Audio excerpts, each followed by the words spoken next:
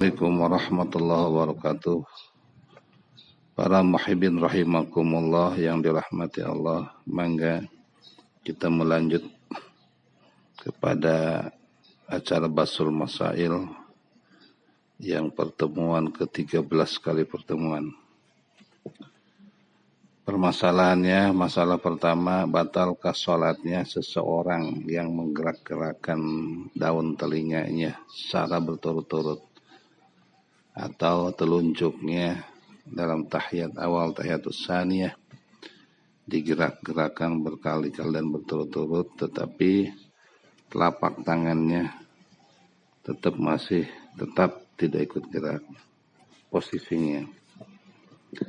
Jawabannya tidak batal sholatnya, karena gerakan tersebut termasuk gerakan yang ringan. Dijelaskan dalam kitab Bujairimi Ikna juz awal sahifah 398, la in khofa al-kasir katahriki asabi'ihi miraran bila harkati kafihi bisabhatin ilhaqan lahu bil qalil wa qalla asarih wa kada udunuhu wa hawajibuhu wa safatah wa zakaruhu wa unsayah intaha Barmawi. Masalah yang kedua, sahkah sholatnya orang yang anggota badannya dipegang anak kecil yang belum dikhitan, belum disunat, tetapi yakin si anak tersebut tidak membawa najis seperti setelah kencing atau setelah bebek langsung dibersihkan, memegang orang yang lagi sholat. Batalkah enggak sholatnya orang tersebut karena dipegang anak kecil yang emang belum disunat tapi yakin orangnya bersih? Jawabannya sah bila tidak yakin bahwa anak tersebut najis. Yakinnya bahwa anak tersebut itu suci. Karena yang asalnya suci, anak tersebut ya asalnya karena suci, ya suci. Dijelaskan dalam salah satu kitab Bujairimi Ikna sahifah 398 juz awal, walau ta'ala kok bil musalli sabiyun aw hirratun lam najasatu manfadihima la tabtulu salatu liana hadha mimma ta'arada fihi al-aslu wal ghalib idil aslu at-taharah wal ghalibu an-najasah. Jadi karena anak kecil tersebut ya asalnya suci, ya tetap kita memberi hukumnya suci, maka tidak batal sholat yang dipegang oleh anak kecil tersebut. Suci asalnya, wal aslu makan ala makanan. Kecuali yakin bahwa anak kecil tersebut dia setelah bebe atau kencing belum membersihkan, maka itu baru hukum sholatnya tidak sah kalau dipegang anak kecil tersebut. Atau kucing tersebut dia makan najis, atau dia kencing, atau dia berak, kelihatan yakin najisnya, maka itu kalau si kucing tersebut duduk pas kita tahiyat awal atau tahiyat akhir di depan kita di paha kita, maka itu jelas hukumnya batal. Masalah yang ketiga, apakah zikir dan doa dengan selain bahasa Arab bisa membatalkan sholat? Atau umpama sholatnya diterjemah, doa-doa waridnya diterjemah dengan bahasa masing-masing, bagaimana hukum sholatnya? Oh, itu membatalkan sholat. Baik itu merupakan zikir yang sudah warid dalam bacaan sholat, atau bacaan yang tidak warid yang dibaca di dalam sholat. Kalau diterjemah dengan bahasa sendiri-sendirinya, bahasa masing-masing itu batal sholatnya. Dijelaskan dalam kitab Minhajul Qawim Shahifah 44. Wa ayyakuna atasyahhudu wa sa'iru adkari sholati al-ma'thurati bil arabiyah.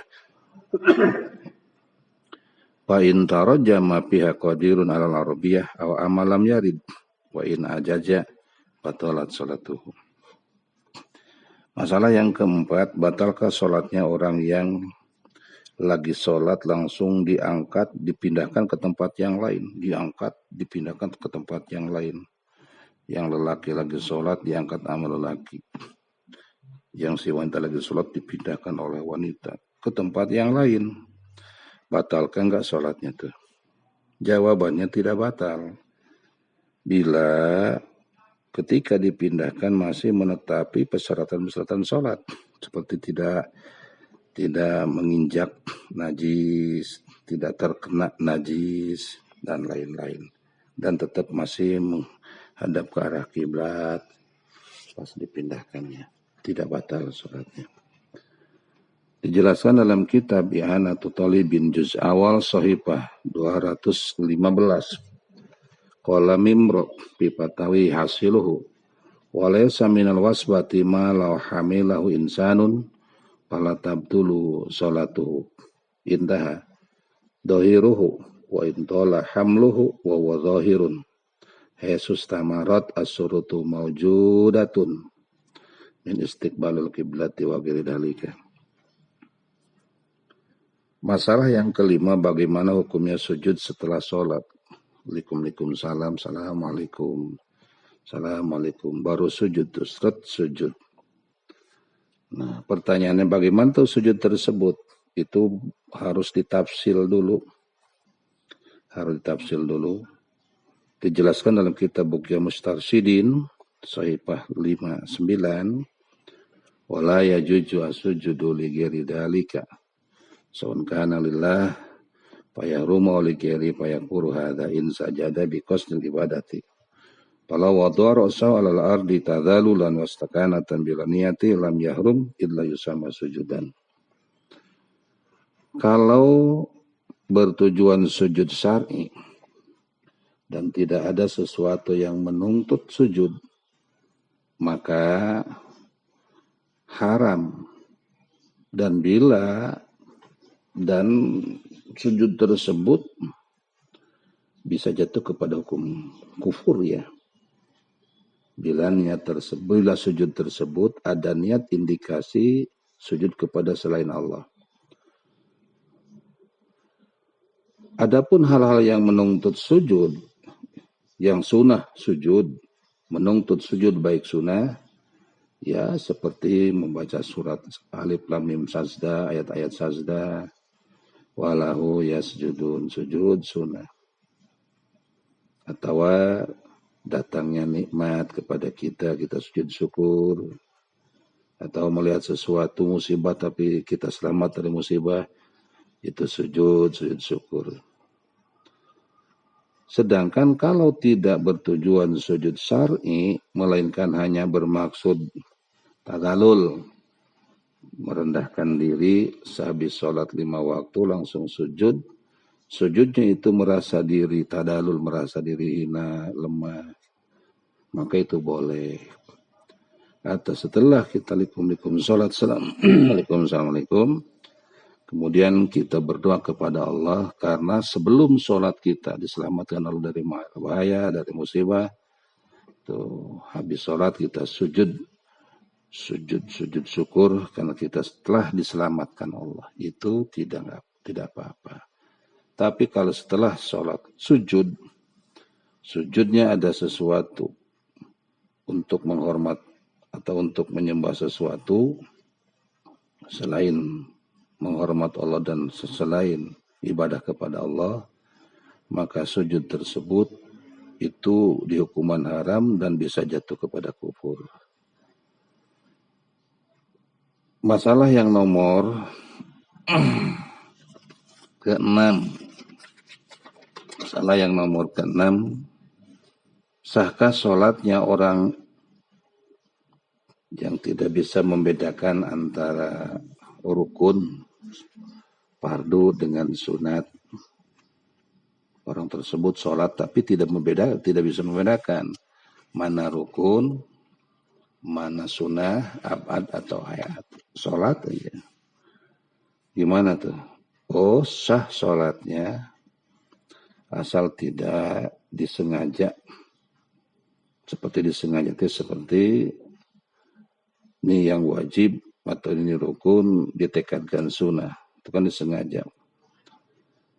Jadi yang wajib ditekadkan sunnah itu batal sholatnya. Atau tidak batal nggak apa-apa juga. Seperti di ijmal itu dalam pelaksanaan sholat itu nggak ada sunnah, tekadnya semuanya wajib gitu. Itu juga nggak batal nggak apa-apa.